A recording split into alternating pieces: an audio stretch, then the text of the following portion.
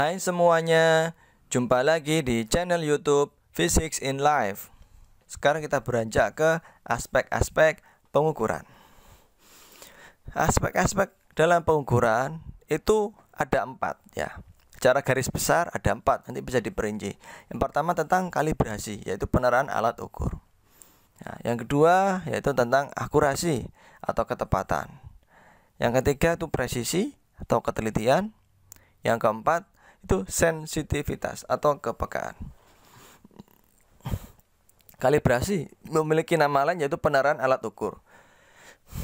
Penerapan alat ukur ini maksudnya adalah menstandarkan alat ukur yang akan kita pakai sebagai pengukuran ya, supaya standar seperti ukuran standarnya. Ya. Contohnya ini yang gambar sebelah kanan ya, cara mengkalibrasinya. Yang sebelah kanan ini adalah sebuah mistar atau penggaris yang dipakai untuk mengukur panjang. Misalkan jarak dari sini ke sini ya, menurut standarnya jarak ini ke sini menurut standarnya itu adalah 20 cm. Maka mistar ini jarak dari sini ke sini skalanya juga harus sama 20 cm. Jika dari sini ke sini pada mistar ini skalanya adalah 20 cm, berarti alat ini lebih 1 cm dari standarnya, maka harus diatur ulang skalanya. Seperti itu. Ini adalah maksud dari kalibrasi. Ya, mengatur ulang supaya sama dengan standarnya, atau mengecek atau mencocokkan ya, supaya sama dengan standarnya. Jadi misalkan standarnya 1 meter adalah jarak dari sini ke sini, maka pada penggaris ini sepanjang ini harus memuat nilai 1 meter ya. Nanti dibagi-bagi menjadi beberapa skala lagi, menyesuaikan itu. Yang kedua adalah kalibrasi untuk menerah skala nolnya. Jadi skala nolnya harus pas ya. Contohnya yang ini. Ini ketika sebelum dilakukan pengukuran, jarumnya harus pas di angka 0. Kalau tidak di angka 0, maka ini perlu dikalibrasi ulang, perlu diatur. Bagaimana cara mengaturnya? Nah, cara mengaturnya itu tergantung dari alatnya masing-masing. Biasanya ada buku petunjuknya. Bagaimana caranya memutar jarumnya jika jarumnya tidak di angka 0, itu ada caranya masing-masing. Nah, yang ini juga begitu. Ini adalah neraca Oahuus ya. Ini adalah lengan dari neracanya, ini neraca 4 lengan. Nah, di sini ada batas garisnya. Di sini ada alat ya, seakan seperti jarum ini, runcing ini ya, seperti yang jarum ini, yang runcing ini harus pas di tengah-tengah sini. Bagaimana jika dia tidak pas di tengah-tengah? Ketika belum dilakukan pengukuran dia jatuh ke bawah atau jatuh ke atas, maka harus dipaskan supaya dia pas di tengah-tengah. Nah, bagaimana cara mengaturnya? Ya, kembali lagi, di setiap alat itu sudah ada metodenya, ada buku panduannya bagaimana caranya supaya menyeimbangkan ya titik nolnya tadi supaya pas dengan jarum awal ketika sebelum dilakukan pengukuran. Nah, kegiatan seperti ini yang dimaksud dengan kalibrasi ya, mengecek lagi, mengatur lagi supaya sesuai dengan standarnya. Lanjut, kita yang kedua, yaitu aspek yang kedua tentang akurasi atau ketepatan. Akurasi itu menunjukkan tingkat kedekatan pengukuran terhadap nilai yang sebenarnya. Jadi kalau kalian mengukurnya itu atau alat itu ketika dilakukan pengukuran, alatnya menunjukkan nilai yang jauh berbeda dari nilai sebenarnya, maka alat itu sudah tidak akurat lagi. Seharusnya kita ganti alatnya, karena alatnya sudah tidak bisa dipakai, atau masih bisa dipakai dengan ada perbaikan-perbaikan gitu. Contoh kasusnya seperti ini. Panjang meja menurut pabrik yang memproduksi meja tersebut itu diukur panjangnya adalah 150,2 cm. Nah, setelah dilakukan pengukuran ulang dengan sebuah alat ya, alat tertentu yang mana alatnya itu berbeda dengan alat yang dipakai untuk pabrik untuk ukur tadi itu. Ternyata alatnya menunjukkan nilai yang sama persis, yaitu 150,2 derajat. Atau paling tidak mendekati. Selisihnya sedikit sekali. Contohnya 150,4 atau 150,1. Ini kan selisihnya sedikit. Ya, hanya selisih komanya. Nah, jika keadaannya seperti ini, bisa disimpulkan bahwasanya pengukurannya itu akurat, atau hasilnya akurat, atau alatnya itu akurat. Jadi keakuratan itu bisa tergantung dari alatnya, juga tergantung dari proses pengukurannya. Jika cara mengukurnya salah, walaupun alatnya akurat, hasilnya juga bisa tidak akurat. Jadi kalau untuk masalah akurat harus dua sisi ya dipenuhi, yaitu dari sisi pengukurannya, cara ngukurnya harus benar sesuai dengan prosedur, atau alatnya yang harus akurat. Nah, kalau alatnya tidak akurat, hasilnya juga sama. Kenapa kok alatnya tidak akurat? Bisa jadi kalibrasinya belum sesuai. Seperti yang saya jelaskan tadi di mistar. Misalkan 1 meter pada mistar yang digunakan untuk mengukur, ternyata panjangnya tidak sama dengan 1 meter mistarnya standarnya. Jadi standarnya mistar 1 meter itu sekian, tapi di alat kita ternyata tidak 1 meter panjang yang segitu, beda lah. Itu namanya alatnya tidak akurat. Ya, ada lagi yang alatnya sudah sama, pas sesuai standar, sudah dikalibrasi, tapi cara ngukurnya salah. Nah, itu berarti pengukurannya yang kurang akurat, bukan alatnya. Nah, seperti itu. Jadi kedekatan hasil pengukuran ya terhadap nilai sebenarnya atau nilai sesungguhnya ya, itu merupakan aspek pengukuran yang berupa akurasi atau ketepatan. Lanjut kita yang ketiga. Aspek pengukuran yang ketiga yaitu presisi atau ketelitian. Ketelitian atau presisi itu menunjukkan seberapa dekat perbedaan nilai pada saat dilakukan pengukuran yang berulang. Jadi ketika pengukuran pertama, kedua, ketiga, dan sampai yang ke-10 misalkan, itu nilainya sama persis atau tidak jauh beda nilainya, maka itu termasuk berarti alatnya itu atau pengukurannya tersebut sangat teliti sekali atau presisi sekali, seperti itu. Ya, jadi ini contohnya panjang meja ya menurut pabriknya yang memproduksi itu 150,2 cm. Setelah dilakukan pengukuran berulang, ternyata nilainya tidak sama, jauh berbeda. Yang pertama 150,2, dilakukan pengukuran yang lagi 140,6. Dilakukan pengukuran lagi 156,5. Dilakukan pengukuran lagi ternyata nilainya 160,0. Nah, berarti ini kan kita simpulkan, loh, setelah dilakukan pengukuran berulang kok hasilnya tidak sama, kok berubah-ubah. Berarti alatnya tidak presisi. Nah, jadi alat itu ada yang sifatnya presisi tapi tidak akurat, ada yang akurat tapi tidak presisi, ada yang akurat dan presisi, ada yang tidak akurat, ada juga yang tidak presisi. Contoh, sekarang saya jelaskan lebih lanjut. Alat yang akurat tapi tidak presisi, misalkan seperti ini. Ini ketika alatnya menunjukkan nilai 150,2, berarti kan akurat. Tapi ternyata dia tidak presisi. Kenapa? Dilakukan pengukuran yang berbeda, hasilnya juga berbeda loh. Hasilnya juga berbeda, berarti dia tidak presisi. Tapi suatu saat dia proses pengukurannya pernah menunjukkan nilai yang akurat, tapi dia tidak presisi. Kalau tidak presisi sebaiknya kita ganti ya, karena nilainya berubah-ubah, nggak jelas. Nanti bisa kita salah dalam melakukan suatu pengukuran, nggak boleh, harus kita ganti.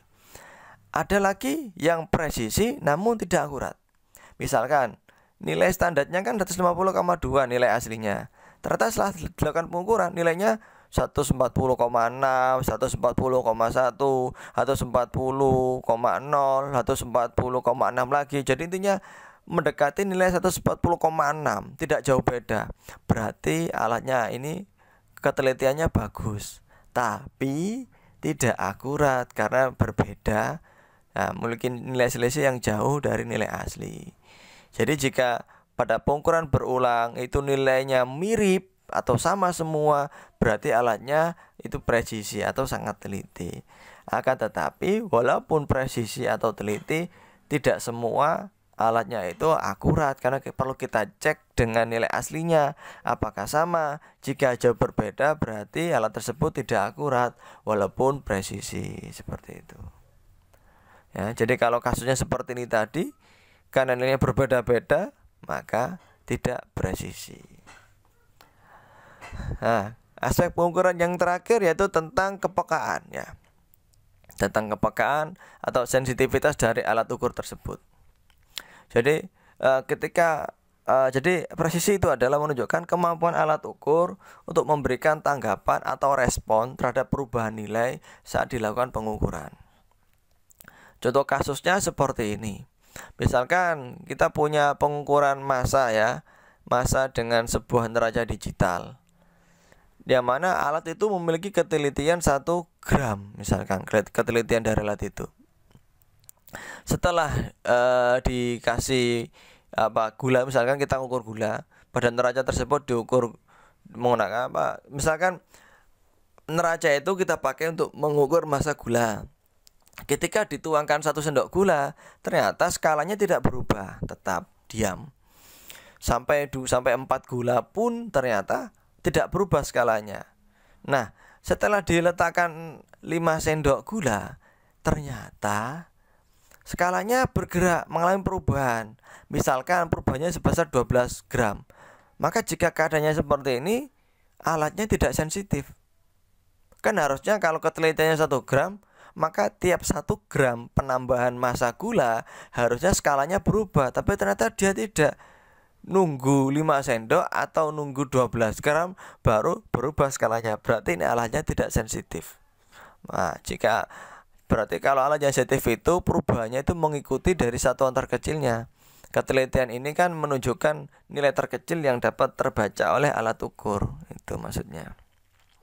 Seperti itu tentang kepekaan. Nah, lanjut. Setelah kita mempelajari tentang aspek-aspek dalam pengukuran, ya, wajib kita pahami itu. Perlu kita tahu juga adanya kesalahan-kesalahan dalam pengukuran. Jadi dalam melakukan suatu pengukuran, kadang hasilnya tidak tepat ya, tidak akurat. Itu kenapa? Karena ada kesalahan-kesalahan pengukuran yang terjadi. Kesalahan-kesalahan yang terjadi dalam pengukuran itu ada 2. Yang pertama kesalahan umum, ya. Yang kedua kesalahan sistematis. Untuk kesalahan umum sendiri itu karena prosedurnya ya, karena pengamatnya. Mungkin pengamatnya tidak tahu, tidak mengetahui bagaimana cara mengukur sesuai prosedur yang tepat, sehingga ada kesalahan-kesalahan yang terjadi. Ya, bisa jadi seperti ini. Mungkin ya, contoh ngukur panjang. Ngukur panjang itu kan dimulai dari angka 0 ya. Misal si pengukur itu lupa, tidak dimulai dari angka 0, mungkin dari angka 1 ngukurnya, sehingga nanti hasilnya juga akan berubah. Nah, seperti itu. Itu salah satu contoh. Banyak yang lainnya. Banyak nanti. Kalau kalian sudah praktikum, nanti akan diberitahu, dikasih pandu oleh gurunya bagaimana cara mengukur ya sesuai prosedur yang tepat untuk menghindari kesalahan-kesalahan umum ya, yang kesalahan-kesalahan dari proses pengukuran. Lanjut, sekarang kita ke kesalahan sistematis. Sistematis ini macamnya banyak sekali. Yang pertama ya, karena kalibrasi. Nah, jadi kesalahan sistematis itu adalah kesalahan yang ditimbulkan akibat ketidaktepatan dari alat ukur. Kalau yang umum itu dari pengukur ya, dari pengamat, dari proses pengukuran. Kalau yang ini dari alatnya. Alatnya memang tidak tepat, tidak akurat lagi. Kenapa? Bisa terjadi karena kesalahan kalibrasi seperti yang kita pelajari ya sebelumnya.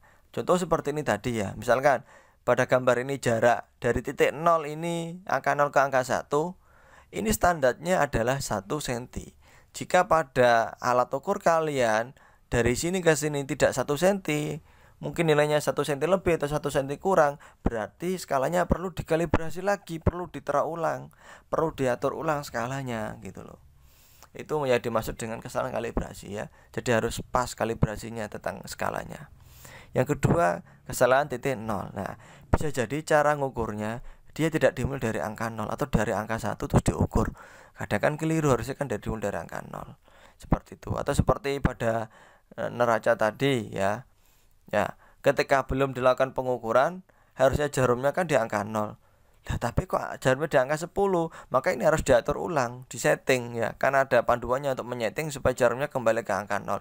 Jika tidak dilakukan seperti itu, terus kita ukur aja ya neracanya, nah, maka akan keliru. Nah, itu yang disebut dengan kesalahan titik 0.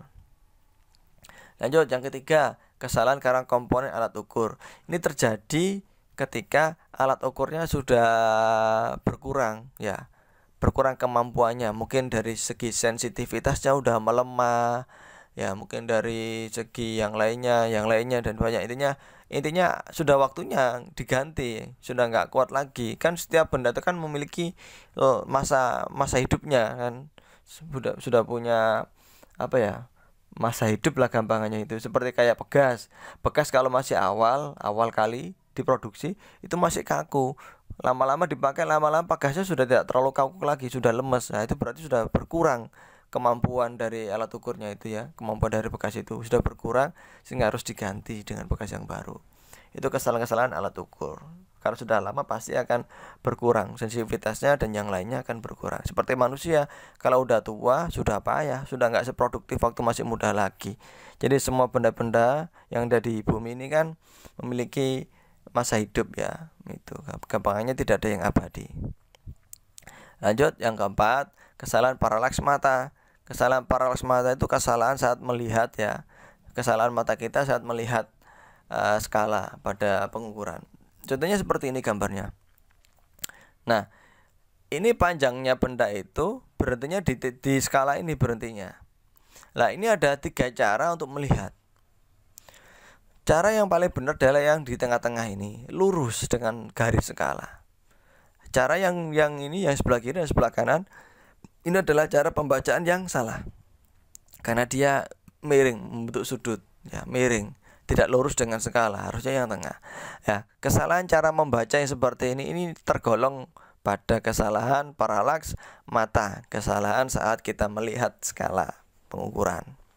Ya, jadi harus benar ya kesalahan, harus benar melihatnya ini. Berikutnya kesalahan kondisi lingkungan. Nah, contohnya kelembaban udara atau suhu udara yang pada tempat kita mengukur tuh juga mempengaruhi. Misal kalau kita mengukur suhu suatu benda panas ya misalkan, harusnya kalau kita mengukur suhu suatu benda, maka termometernya harusnya kan menyentuh pada permukaan benda itu kan. Akan tetapi mungkin karena di lingkungan suhu udaranya itu dingin, nah itu mempengaruhi dari termometer tersebut. Kan udara di sekitar kan juga menyentuh dari termometer kan, menyentuh permukaan termometer, sehingga skala yang terbaca pada termometer merupakan perpaduan gabungan dari suhu benda yang ditempelkan dengan suhu udara yang menempel di termometer itu. Kecampur, itu termasuk kesalahan dari kondisi lingkungan. Nah, itu bisa diminimalisir kalau pengukuran suhu. Jadi ngukurnya harus pada tempat yang adiabatik, tempat yang terlindung dari suhu ya. Jadi suhu luar tidak bisa masuk atau suhu yang di dalam tidak bisa masuk. Nah, itu ada lagi alatnya itu. Intinya kalau suara istilahnya kedap suara. Kalau ini alatnya yang bersifat adiabatik. Gampangnya seperti itu. Jadi suhunya atau panasnya tidak bisa keluar masuk. Jadi yang di dalam nggak bisa keluar terperangkap, yang di luar nggak bisa masuk. Contoh yang menerapkan sistem adiabatik ini adalah termometer. Termos air panas itu loh. Itu konsepnya sama tapi tidak sempurna karena kenyataannya termos lama-lama panasnya yang di dalam juga lama-lama akan dingin, akan keluar setelah beberapa hari seperti itu. Intinya konsepnya seperti itu ya. Jadi kondisi lingkungan ini susah untuk kita hindari. Bisa karena angin, mungkin tiba-tiba kalau kita mau ngukur apalah intinya begitu, bisa jadi karena adanya udara yang berembus sehingga pengukuran kita berubah gitu loh. Mungkin kesetimbangan pakai neraca. Kalau ketip angin kan bergetar-getar akhirnya kan, itu akhirnya timbangannya neracanya, jadi kita susah untuk mengukur. Nah, ada yang terakhir itu adalah kesalahan acak. Kesalahan acak ini kesalahan yang tidak stabil, susah untuk kita stabilkan. Contohnya tegangan listrik.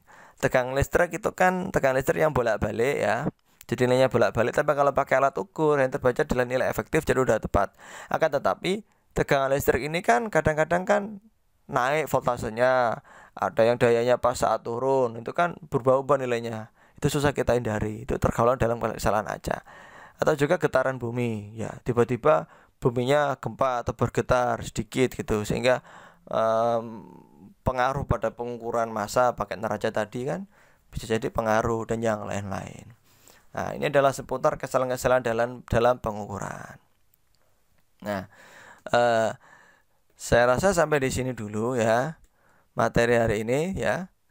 Semoga bermanfaat bagi kalian. Jika ada pertanyaan, silakan kalian klik di kolom komentar. Oke. Jangan lupa bagikan juga video ini supaya bermanfaat bagi yang lainnya juga. Oke, sekian. Terima kasih.